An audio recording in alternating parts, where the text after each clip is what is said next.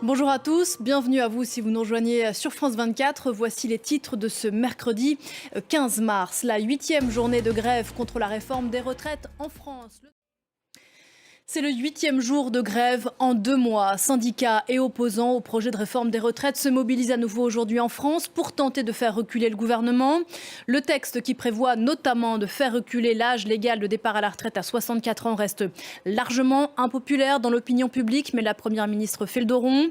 L'enjeu pour les partenaires sociaux, c'est de maintenir la pression. On va voir qu'elle est forte autour du ramassage des déchets. Pour le gouvernement, c'est de faire passer son texte. Un texte qui arrive aujourd'hui entre les mains de députés et de sénateurs chargés de trouver un compromis. Nicolas Chamontin.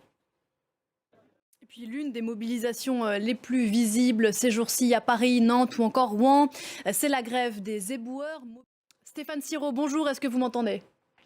Oui, très bien. Merci beaucoup de nous rejoindre sur l'antenne de France 24. Vous êtes historien, spécialiste du syndicalisme et des mouvements sociaux. De quel côté penche, selon vous, le rapport de force en ce matin du 8e jour de mobilisation ? Merci beaucoup Stéphane Siro d'avoir répondu à nos questions. Historien, spécialiste du syndicalisme et des mouvements sociaux, professeur à l'université de Cergy-Pontoise. Merci encore. 8 mois de travaux d'intérêt général, c'est la peine à laquelle vient d'être condamnée une militante polonaise, condamnée pour avoir aidé une autre femme à avorter. C'est une première dans ce pays européen où l'IVG est encadrée à tel point qu'elle est quasiment impossible. Mandy Eshmati.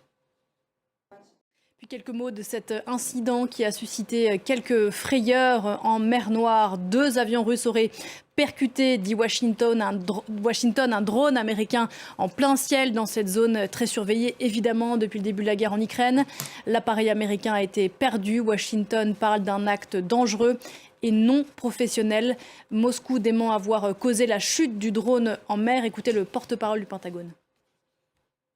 Voilà pour l'essentiel de l'info. Tout de suite, c'est l'info éco.